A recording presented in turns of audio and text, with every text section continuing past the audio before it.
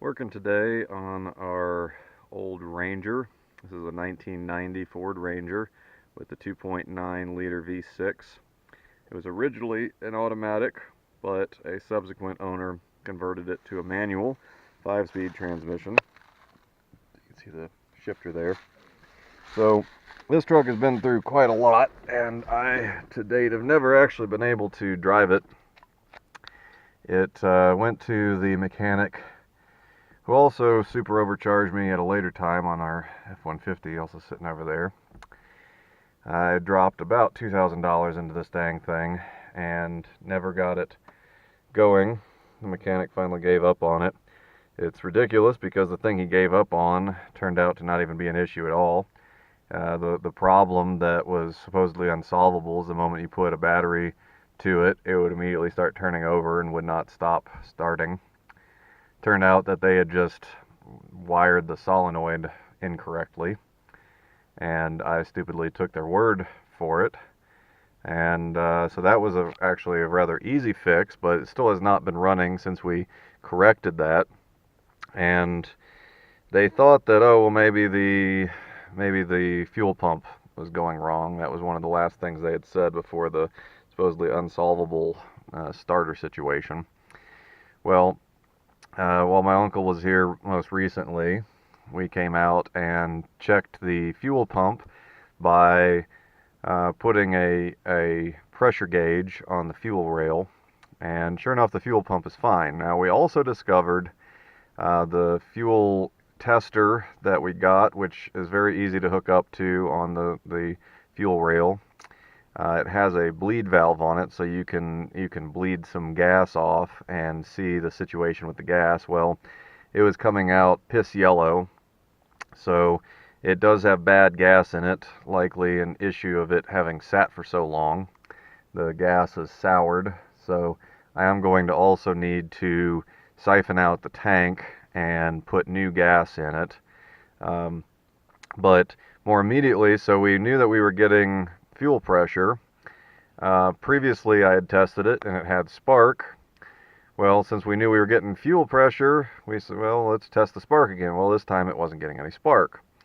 So it is not an issue of the fuel pump, and my uncle's best guess on it is, and this seems likely given the scenario, that it is the ignition switch. Now, the ignition switch is not the key itself. This lock mechanism is not hard to get out, but that's not actually, that's just a mechanical device. What matters is the actual ignition switch, which sits on the top of, here's your driving column, right, your steering column, and it sits right on top of it, right up under here. You can get your fingers on it, but it's not immediately accessible. So what we're going to have to do here, it's still a pretty easy operation. My buddy Sean replaced the ignition switch in his 944. That was not an easy situation and took him many, many hours. He had to remove the dash. He ended up having to drill out the bolts because it had these stupid breakaway bolts on it. It was a nightmare to get out. This is not going to be a problem. The steering column actually is, it just sits on top of this bracket here. See this guy here? This bracket. And it's got these bolts for adjusting the height, and they pin in there and they push up against the steering column and hold it in place. Okay, so this one, it's not terribly hard to get to. Now, I've already removed the panel, what you see lying here, which was very easy to get off. It's had a couple little screws in it. And we've also pulled away, you see the hood pop mechanism goes right here and actually bolts onto this trim piece. So I've already removed that. That's just takes a couple minutes in preparation of this. So what I'm going to have to do is drop this. You see this aluminum bracket. That's what's going to have to come down off of there. Once that's down, then we should have a pretty easy time. You know, the steering column will just lay down, and the actual ignition switch plugs. There's wiring running from the key to the switch, and then the switch then goes and distributes power as needed. So and then the switch itself just has 2 bolts on top. So what we're going to do is just, again, we're going to remove this this aluminum bracket right there. That should allow the steering column to drop down enough for us to get up in there and access the ignition switch.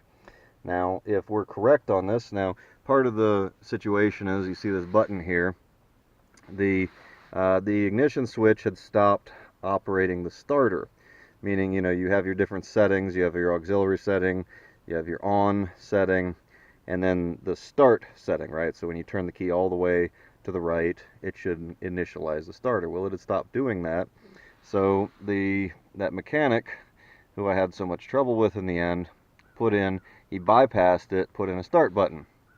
Well, that's fine, but in retrospect, we actually spent a lot more time putting in this stupid bypass.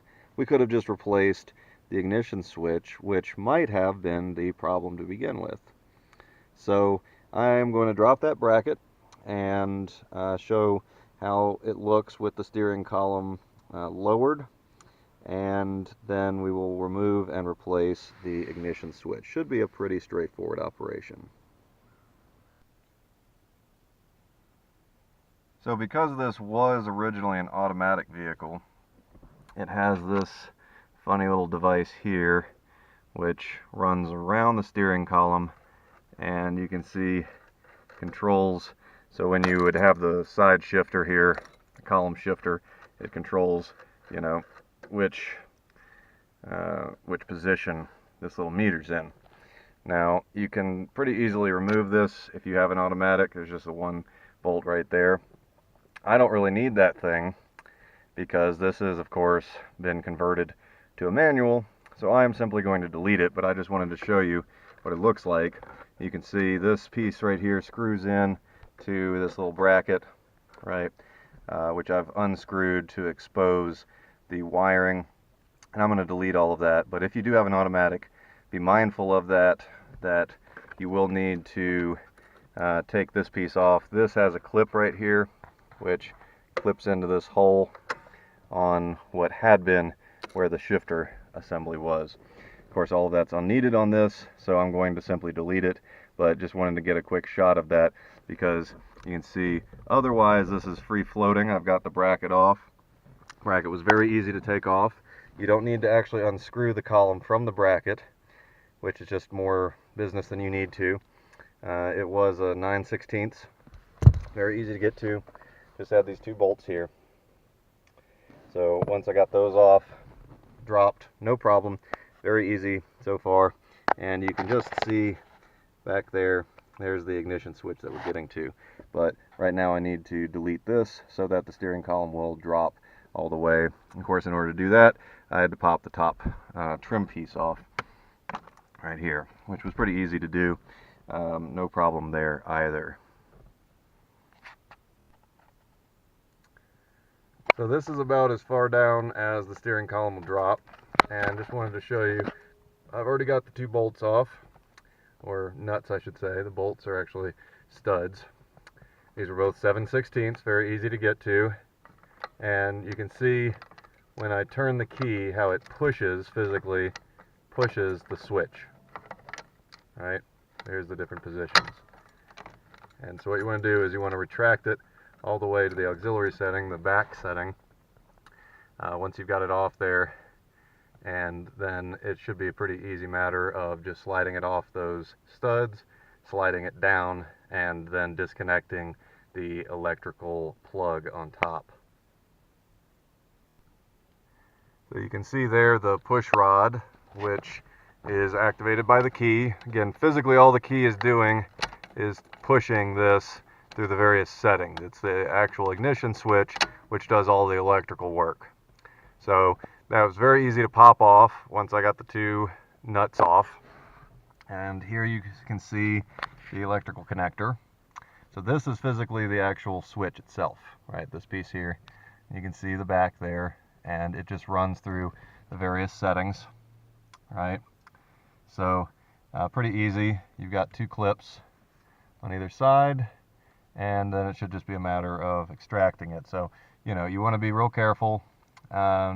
get a small flat blade underneath there to pop both sides and wiggle it off, but very easy so far, not a difficult removal. And here's our two ignition switches side by side. The plug, very easy to remove. No resistance whatsoever, came off very easily. Just a matter of wiggling it once I disconnected both the sides. So here's our two, our nice shiny new one, the old one. So hopefully this will fix the intermittent no spark issue, and then it'll just be a matter of draining that bad gas out of it, putting some new gas in, and see if the sucker lights up. So this is the brand that I got from O'Reilly's. There were two options. One was about 14 bucks and the other was about 20 bucks. The difference being a 1-year warranty or lifetime warranty. So I went ahead and shelled out the 20 to get a nice lifetime warranty. And here's everything reassembled other than the underdash pad there, which is the only thing left to put back. I would give this a probably 2 or 3 out of 10. It's a very easy job. It took me a total of maybe 40 minutes, and that includes stopping to take these videos. So really simple job. If you're having this sort of a situation where you're having an intermittent spark, intermittent start issue, you know, this is a very easy and cheap operation to do. So I highly recommend it. So now that I got everything back together, I'm going to check, see if I'm getting spark, and if I am, then I'm going to go ahead and head over to the gas station, get a bucket of gas and siphon out the gas that's in there to run the bad gas through, and put some fresh gas in and see what happens. Even with the bad gas in there, that was definitely my problem, because now this thing's so damn loud because I've got part of the exhaust off.